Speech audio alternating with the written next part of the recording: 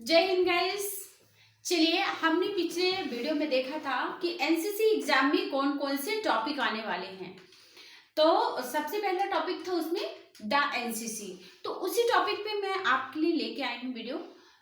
देखिए, जो the NCC है, इस टॉपिक पे मैंने जो इम्पोर्टेंट मुझे लगा वो मैं आपके लिए लेके आई हूँ कि चाहे आप एनसीसी सर्टिफिकेट ए या बी या सी, किसी एनसीसी के किसी भी सर्टिफिकेट के आप कैडेट्स होंगे, ये आपको बहुत इंपॉर्टेंट है as NCC cadet, as NCC exam आपकी चाहे ए हो, बी हो, सी हो, कोई भी हो सकती है। ओके, सबके लिए इम्पोर्टेंट है। तो मैंने लिख के रखा है ताकि फटाक से मैं आपको पढ़ा सकूं, क्योंकि मेरे पास टाइम नहीं रहता है। आज हॉलीडे था तो मैं बहुत ही बिजी थी। एक्चुअली हमारे मेहमान होते हैं ना, वो हमारे हॉलीडे को बहुत वेट करते हैं, इसके बाद हमारे घर आते हैं तो फिर हम बिजी हो जाते हैं। तो मैंने कही थोड़ा सा आपको मैं टॉपिक पढ़ा दूं आज। तो द एनसीसी, ओके, एनसीसी का मोटो क्या है, जो इसका ध्येय वाक्य है वो क्या है? एकता एवं अनुशासन। जो हमारे एनसीसी का मोटो है वो है एकता एवं अनुशासन।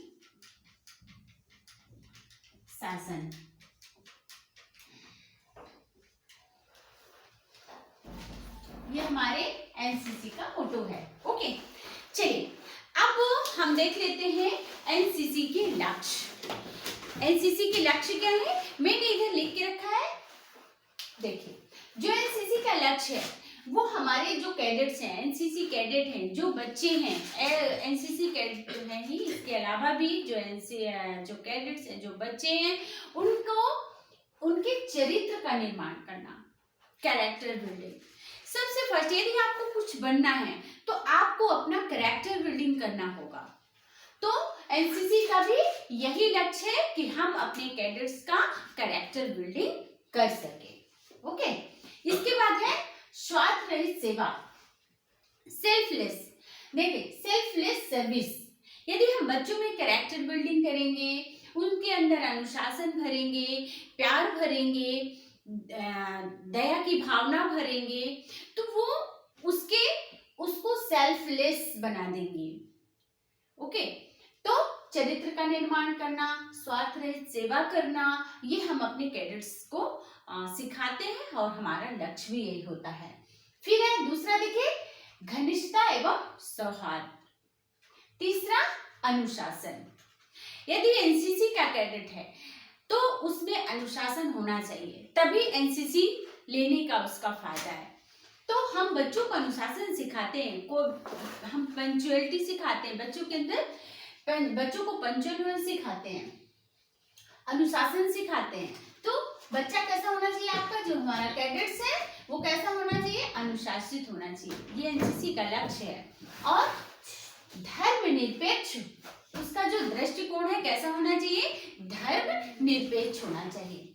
और साहसिक प्रवृत्ति। जब एनसीसी में कैडेट्स आते हैं तो हम उनसे बहुत सारी गतिविधियां कराते हैं, जो कि डिसीजन मेकिंग उसके अंदर डालता है ना, वो डिसीजन कर पाता है। उसकी हम लोग डेंजरस एक्टिविटीज भी कराते हैं ताकि बच्चा जो है तो साहसिक बने, मतलब किसी भी कार्य करने की क्षमता उसके अंदर आ जाए, है ना। तो हम ऐसी प्रवृत्ति भी कराते हैं, उनसे ऐसे कार्य कराते हैं जिसके कारण वो साहसिक बन सके। ऐसी हम विधाएं उनको सिखाते हैं। इसके बाद है एनसीसी के थ्रू हम बहुत सारा गेम कराते हैं। कि यदि बच्चा गेम है, यदि आपका बच्चा खिलाड़ी है, चाहे वो खो खो में हो, फुटबॉल में, वॉलीबॉल में हो, क्रिकेट में हो, जिस भी खेल में वो आगे हो, हम ऐसी प्रतियोगिता कराते हैं। एनसीसी के अंतर्गत एनसीसी ऐसी प्रतियोगिता कराती है कि आपके बच्चे के अंतर्गत यदि खिलाड़ी की कोई भी गेम के योग्यता है उसके अंतर्गत, तो हम उसी में उसको आगे भेज देते हैं। मीन्स वो उसी में अपना कैरियर भी बना सकता है। ठीक है, तो खेल कूद में भाग लेने की प्रवृत्ति, ये एनसीसी का पहला उद्देश्य। ओके, दूसरा उद्देश्य आप देख सकते हैं, संगठित प्रशिक्षित तथा प्रोत्साहित युवाओं का निर्माण करना। संगठित और प्रशिक्षित, संगठित, प्रशिक्षित और प्रोत्साहित। हम बच्चे को इतना मोटिवेट करते हैं कि वो हर एक काम करने के लिए, देश के निर्माण में अपना योगदान देने के लिए प्रोत्साहित रहता है। तो और हमें उसे ट्रेनिंग भी एनसीसी देता है। तो संगठित प्रशिक्षित युवाओं का निर्माण करना, ये एनसीसी का दूसरा उद्देश्य है। जीवन में नेतृत्व कर सके, हमें ऐसी उसके अंतर्गत इतनी क्षमता भर देते हैं कि उसके अंतर्गत लीडरशिप क्वालिटी आ जाती है, सेल्फ डिसीजन लेना आ जाता है, डिसीजन मेकिंग बन जाता है, सेल्फ अवेयरनेस बन जाता है, देश के प्रति उसके अंदर बहुत प्रेम और सम्मान हो जाता है, पैदा हो जाता है, उसके अंदर नेशनल इंटीग्रेशन आ जाता है। तो इन सब के थ्रू वो क्या कर पाता है, लीडरशिप क्वालिटी उसके अंतर्गत आ जाती है और वो देश की सेवा कर पाता है। ठीक है, ये एनसीसी का दूसरा उद्देश्य है। तीसरा देखें, दूसरा लक्ष्य है, तीसरा है युवाओं को प्रोत्साहित करने के लिए उपयुक्त वातावरण प्रदान करना, ताकि वह सैन्य विभाग में अपना फ्यूचर बना सके, अपना कैरियर बना सके। ओके, तो एनसीसी के 3 उद्देश्य हैं। पहला, चरित्र निर्माण, स्वार्थ सेवा, ठीक है, घनिष्ठता एवं सौहार्द, अनुशासन, धर्मनिरपेक्ष दृष्टिकोण, साहसिक प्रवृत्ति, किसी भी साहसिक कार्य को करने की क्षमता, जो काम नॉर्मल पर्सन नहीं कर सकता वो काम आपके जो भी, जैसे कोई घटना हो जाती है तो उसके लिए फिर फौजी आते हैं, है ना। कोई भी जैसे बच्चा फंस गया किसी सुरंग में, अभी आप देख रहे हैं कि सुरंग में 40 लोग फंसे हुए हैं, है ना, वहाँ उत्तराखंड में, तो वहाँ भी फौजी लगे हुए हैं। क्योंकि फौजी जब इंसान बन जाता है, जब आप एज ए सैनिक बन जाते हैं, तो आपके अंदर साहसिक प्रवृत्ति आ जाती है। आपने देखा होगा ना कि उसे जो चॉपर होता है, चॉपर से जवान नीचे जा रहे होते हैं, आपकी हिम्मत है कि आप खिड़की से झांकने से डरते हैं, है ना। नॉर्मल पर्सन कैसा होता है, खिड़की से झांकने से डरता है। और जो हमारा फौजी होता है वो हवाई जहाज से रोप की सहायता से नीचे आ रहा है ना। जब कहीं बाढ़ आ जाती, कोई भी घटनाएं हो जाती, तो फौजी कैसे उससे लटक के चौपर से और फौजियों लोगों को बचाते हैं। तो ये एक साहसिक प्रवृत्ति है। ओके, जैसे हम उनको माउंटेन, जब हम बच्चों को हम कैंप भेजते हैं, तो जब बच्चा उत्तराखंड वगैरह कैंप पे जाता है, तो वहाँ पे क्या होते हैं, पहाड़ होते हैं, वहाँ उनको 10 दिन गुजारने होते हैं, वहाँ के एटमॉस्फेयर के हिसाब से ढालना होता है, पैदल चलते हैं, है ना। तो वो सारी सब जो गतिविधियां कराते हैं वो उसके अंदर साहसिक प्रवृत्ति को प्रदान करती हैं। ठीक है, खेल कूद हम कराते ही हैं।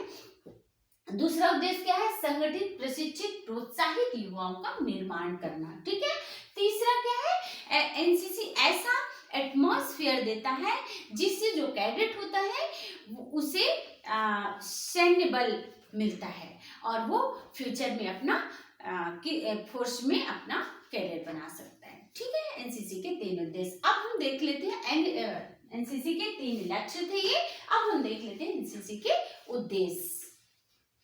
तो इस उद्देश्य बहुत सारे हैं, मगर मैंने इम्पोर्टेंट लिखा है क्योंकि मेरे पास जगह नहीं थी और टाइम भी नहीं था।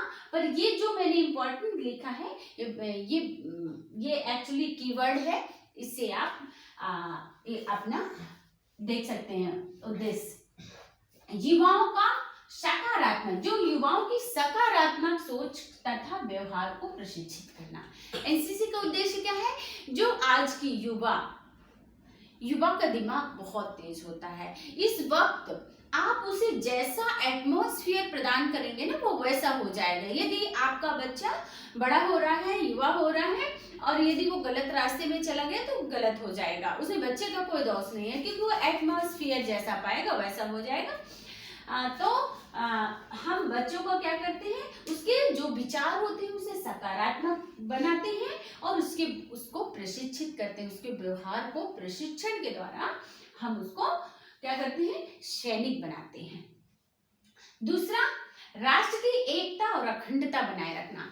जब हम बच्चे को कैंप में बुलाते हैं तो वहां पे सभी धर्म जाति के लोग आते हैं, एक दूसरे की हेल्प करते हैं, एक दूसरे के साथ शेयरिंग करते हैं, एक दूसरे के साथ गेम खेलते हैं, एक दूसरे के साथ पूरा ट्रेनिंग करते हैं। तो उससे क्या होता है, बच्चे के अंदर नेशनल इंटीग्रिटी डेवलप होती है। तो वो कैसा हो जाता है, उसके अंदर में राष्ट्र की एकता और अखंडता को बनाए रखने का गुण आ जाता है। ठीक है, तो दूसरा उद्देश्य हमारा क्या है, राष्ट्र की एकता और अखंडता को बनाए रखना। आपको दिख रहा है पूरा? हाँ, ये एक्चुअली मैंने लिख दिया ताकि आप इससे शॉर्ट कर सके। फिर तीसरा, संपूर्ण युवाओं को राष्ट्र का एक संगठित, धर्मनिरपेक्ष और अनुशासित नागरिक बनाना। देखिए, आप इंसान हैं तो आप में इंसानियत होना बहुत जरूरी है, नहीं फिर कोई मतलब ही नहीं है, फिर है ना। आप तो हम आपको एक इंसान बनाते हैं, एक नागरिक बनाते हैं। कैसा नागरिक बनाते हैं? अनुशासित नागरिक। यदि आप अनुशासित हैं तो आप किसी भी लक्ष्य को प्राप्त कर सकते हैं, कोई भी लक्ष्य आपसे दूर नहीं है। यदि आपने अपनी टाइम टेबल को प्रॉपरली बना लिया, इतने बजे उठना मतलब पंक्चुअल भी आपको होना है। यदि आपने पंक्चुअलिटी अपने अंतर्गत ला ली, आपने अनुशासन अपने अंतर्गत ला ली, तो आप जो भी अपना एम बनाओगे, जो भी आप अपना गोल बनाओगे, उसे अचीव कर लोगे। ठीक है, तो तीसरा लक्ष्य उद्देश्य क्या है हमारा, कि संपूर्ण युवाओं को राष्ट्र का एक संगठित, धर्मनिरपेक्ष बार बार मैं बोल रही हूँ, क्योंकि आप धर्मनिरपेक्ष होंगे तभी आप राष्ट्र की एकता और अखंडता को बनाए रखते हुए राष्ट्र को प्रगति की ओर ले जाएंगे। ठीक है, सभी युवाओं को राष्ट्र का एक संगठित, धर्मनिरपेक्ष, अनुशासित नागरिक बनाना, ये तीसरा उद्देश्य है एनसीसी का। ओके, चौथा, युवाओं को मंच प्रदान करना ताकि वह राष्ट्र निर्माण में अपनी एनर्जी दे सके, है ना।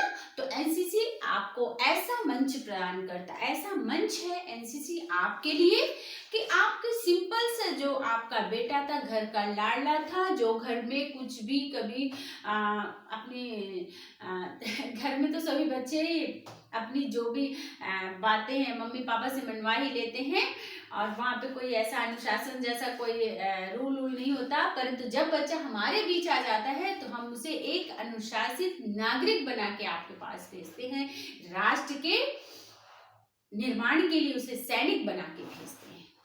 तो इस तरह आज हमने देखा एनसीसी क्या है और उसके लक्ष्य और उसके उद्देश्य। इसी में से आपको एनसीसी जो आपका टॉपिक था एग्जाम का, उसमें से क्वेश्चन आ जाएगा, आपसे कुछ भी पूछ सकता है, ऑप्शनल भी होगा तो आपसे इसी में ऑप्शन बना के पूछ देगा। यदि सब्जेक्टिव होगा जैसे बी और सी के लिए, तो आप इन्हीं में से लिख सकते हैं। ओके, मैं हो जाती हूँ थोड़ा साइड में, ताकि आप अच्छे से स्क्रीनशॉट कर सकें और 2-3 बार इसको रिवीजन कर सकें।